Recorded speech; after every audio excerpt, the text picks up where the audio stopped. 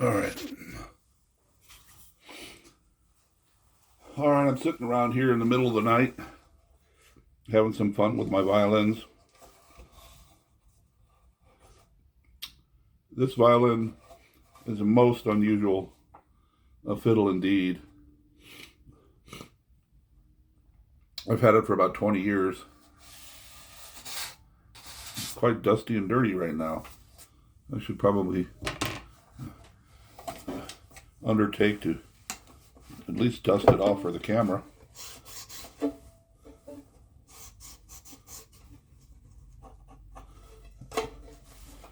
Wow.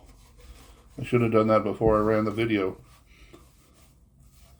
But be that as it may,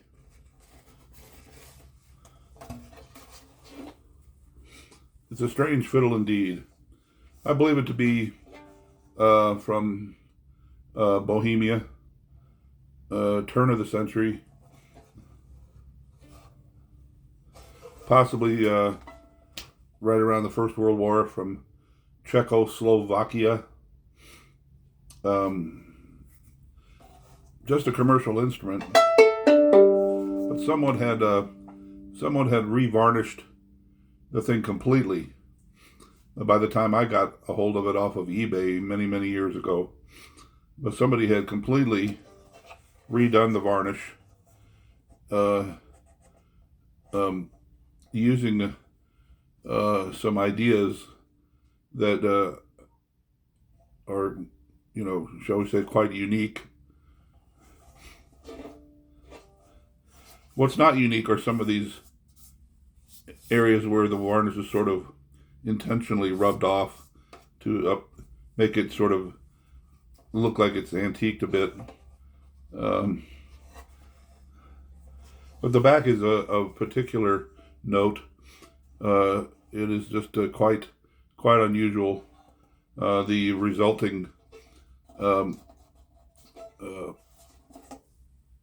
character of the back, most unusual indeed. Unlike anything I think I've ever seen actually on a violin. Now there is another strange thing that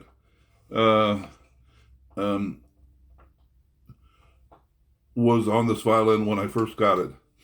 You'll find this very difficult to believe when I tell you.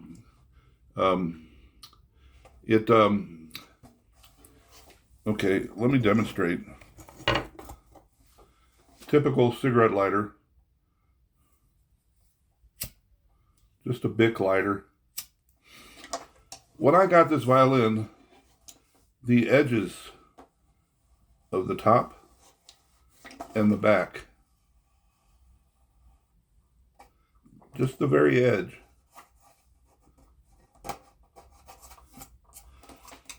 had been scorched by a flame, by a source of flame. And I'm thinking that was more than likely done with just an ordinary lighter, as if someone had come up to the violin and held the flame up to the edges until it was scorched black, and then they quit. This was done all the way around the entire violin. Believe it or not, this is actually true. The reason I know that it was done with a flame source is because when I got the violin, look here, you can still see that some of the scorching effect is still on the violin that I didn't get fully removed from the edge. It's still blackened right here. There's probably a few other spots where that is still the case. Yep, here's one right here. Some asshole had scorched the edges on this violin all the way around. The reason I know it was from a flame source is because the flame had carbonized the wood. I could wipe off, run my finger along it, and wipe off some of the black carbon, some of the soot from the scorching of the edge.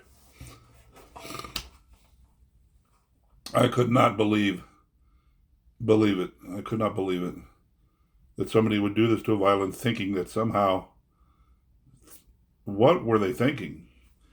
God, I have no idea. Did they think that that was just some sort of highly original antiquing technique? Totally ridiculous. And not to mention, quite repulsive that someone had undertaken to do that to a violin. Well, I very carefully scrubbed away all the soot and actually resorted to very fine grit sandpaper, very fine grade, like quadruple aught steel wool, and some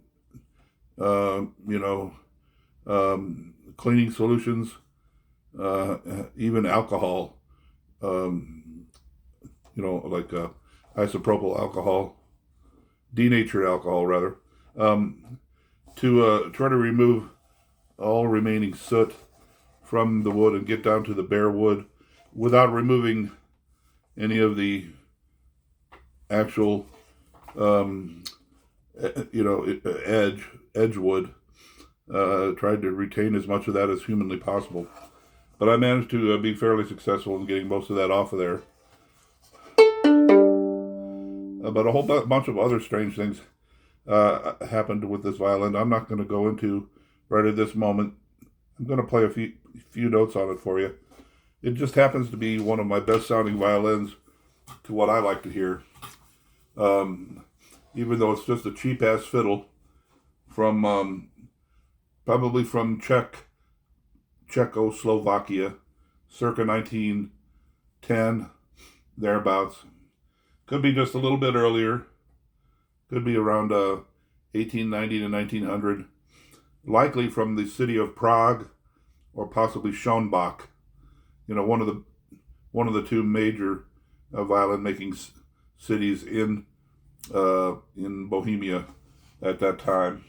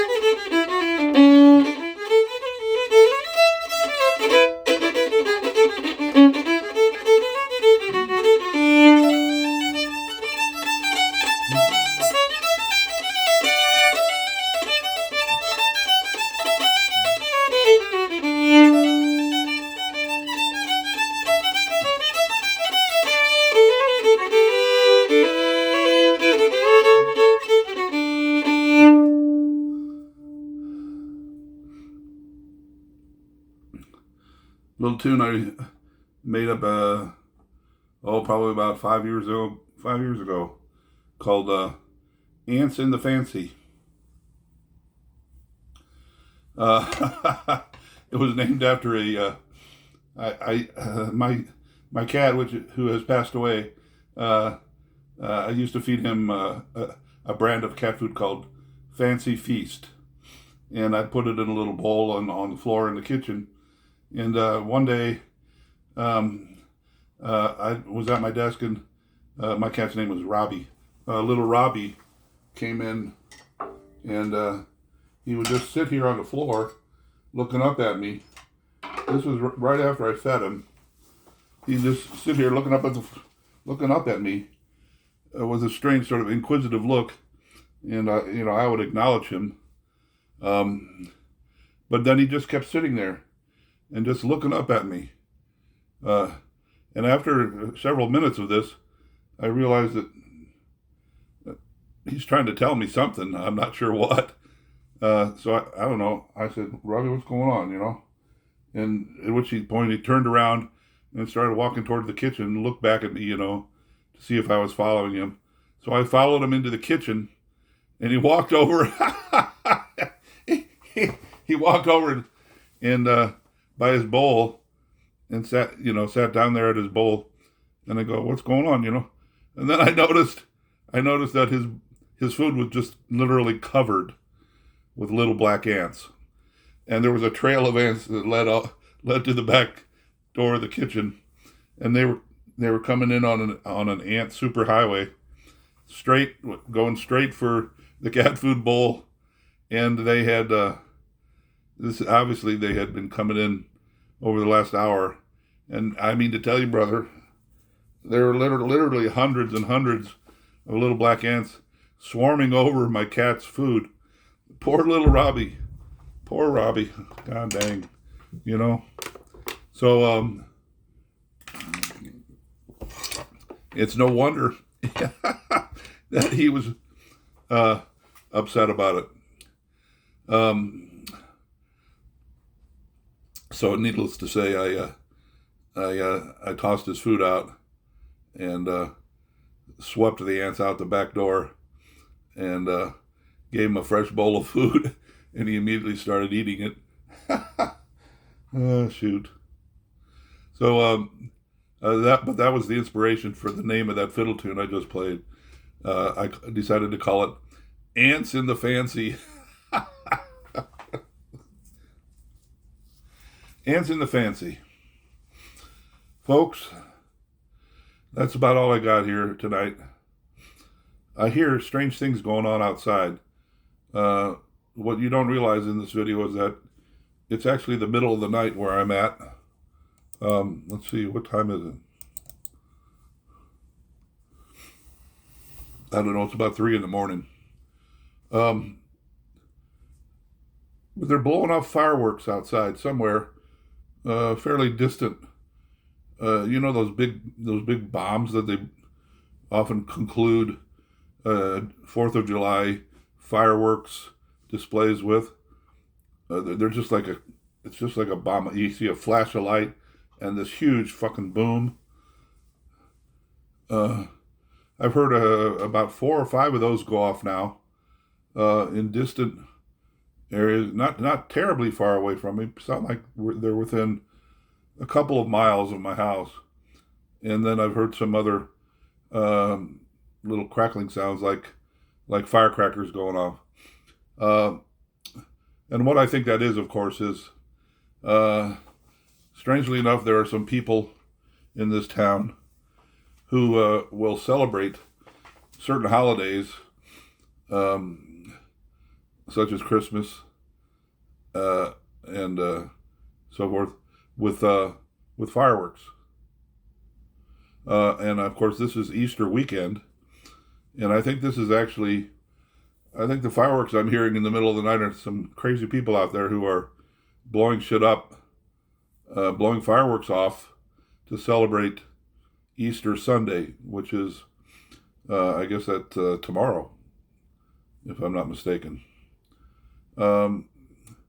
Strange indeed.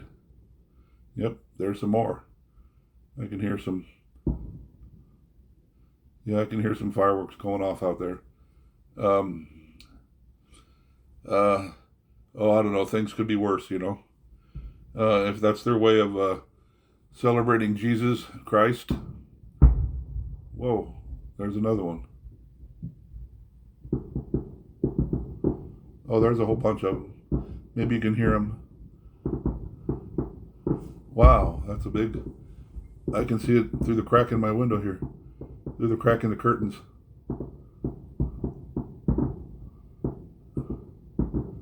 Big fireworks display. Wow. How crazy is that? I almost want to go out on the front porch and... You know what? I'm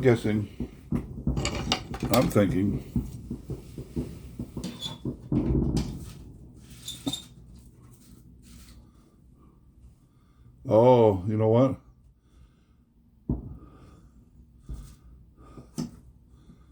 Oh, now I get it. Oh, yes, it's a whole like 4th of July style fireworks display occurring right over the new Yaqui or Tohono, actually. Tohono O'odham gambling casino. You can't make this shit up, folks. Can't make it up. There's a new casino about northwest of my house by a couple of miles. It was there was a strange little plot of land that the Tohono tribe just happened to still own, and it was kind of wedged in between a bunch of other stuff up there, right next to Interstate 10, the highway, which at that point heads due north and continues on up to Phoenix. But as it turns out, the Tohono owned a chunk of land up there in between some commercial warehouses. The land was probably about 20 acres worth of land, a good little chunk of land, and they finally got clearance from the city, even though they didn't technically need it. I mean, it's their own land, you know, in and of itself. They have governance over their own piece of land that is not dependent upon the city of Tucson, apparently, as I ultimately came to find out. They decided to build a casino on their property. Now, they own some casinos, 1 or 2 casinos further south, down Interstate 19, down that away. And they own one, let's see, way southwest of Tucson. If you go out about 10 miles, there's a casino out there that's quite popular. It's just constantly mobbed with thousands of people. Huge casino. So they decided to build this other one right up here, not far from my house. And I can see the fireworks exploding right over and above their property over there. Because right, the sort of center point focus of the architecture, the buildings that they build is this huge dome, like a state capitol building, a big giant dome. But the dome is covered in copper metal. So it has that coppery color look to it from a great distance. You can tell that it's copper. They put up a new electronic billboard over there, which is, of course, a source of great dismay to me, because it's so high, it's so tall that I can see the all the computerized digital screen effects constantly playing all day long, coming off, especially at night, coming off of this billboard, and that's all brand new. I mean, this place only opened about a couple of months ago. So anyway, perhaps I digress.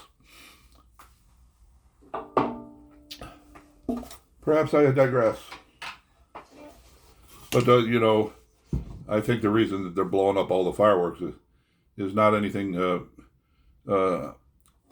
specific to the casino, but probably coincides with the, Easter weekend activities that a lot of people around here are into. People who are Catholic or Christian who are into Jesus, etc. Let's play another little quick tune here.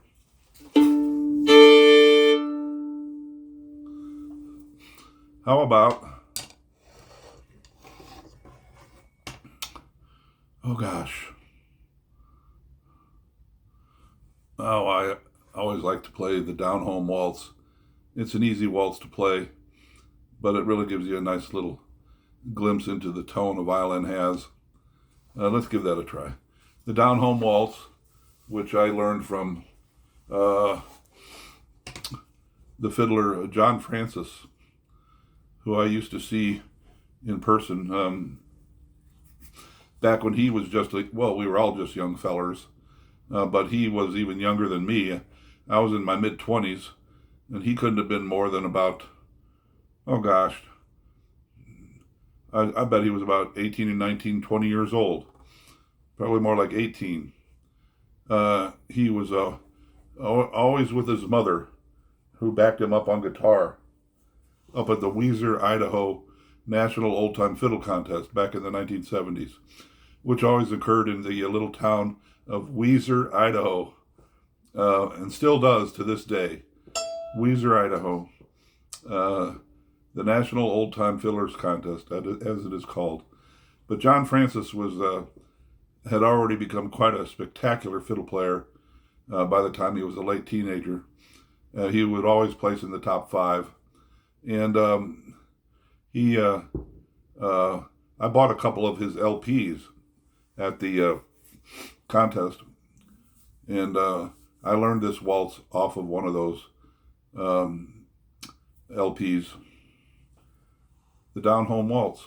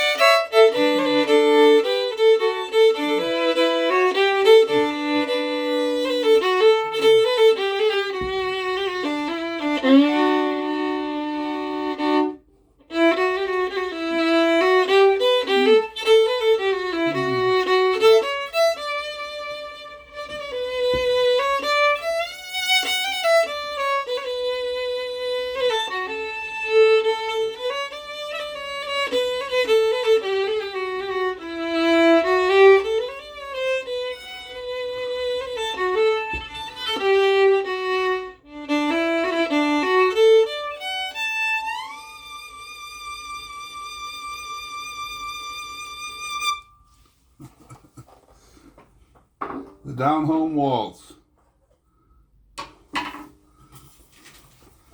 from John Francis. John is still out there fiddling his butt off. I've seen him on some recent videos. He still enters contests. He would be, he would be, got to be in his 60s. I'm 72, for God's sake. 72 years old, my friends. And so he would have to be probably in his late 60s. He doesn't look like it. He's spry. and slender and fit as a fiddle, and still fiddling really well. I must say, he's got the world by the ass, you know. A fine man, a fine fiddle player, and it was always thrilling to see him play up at Weiser, Idaho, back in the 1970s, because he had a most extraordinary tone. I'll never forget that about him.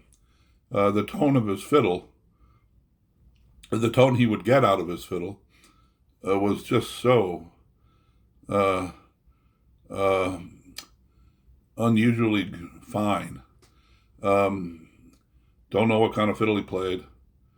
Have no clue what kind of bow he might have used, needless to say. But and his touch upon the fiddle, his touch and delivery, his intonation was absolutely spot on at all times. But his tone production was what I remember probably more than anything. Just beautiful sounding violin. His tunes just were so musical sounding. They sounded so fine at the time, and so well thought out and well delivered. He wasn't the fanciest fiddler. He was not a hot dogger by any stretch. He was just a solid, rock solid, middle of the road, fine fiddle player who delivered his tunes with discipline and shall we say, deference to the tradition of old-time fiddling, Texas-style old-time fiddling, if one might be so bold as to say so. Because, strangely enough, he didn't sound like any of the old Texas fiddlers from back in the 30s, 40s, and 50s. He didn't sound like any of those guys, like Dick Barrett or Benny Thomason or Major Franklin. Heaven forbid, Eck Robertson. But of course, he was earlier. But he, like I said, he had the most extraordinary sound. He was quite unique in that regard. I mean, a lot of the other fiddle players at the time at Weiser in the 70s had, of course, very fine tone, exceptional attack. They could really punch it out, man.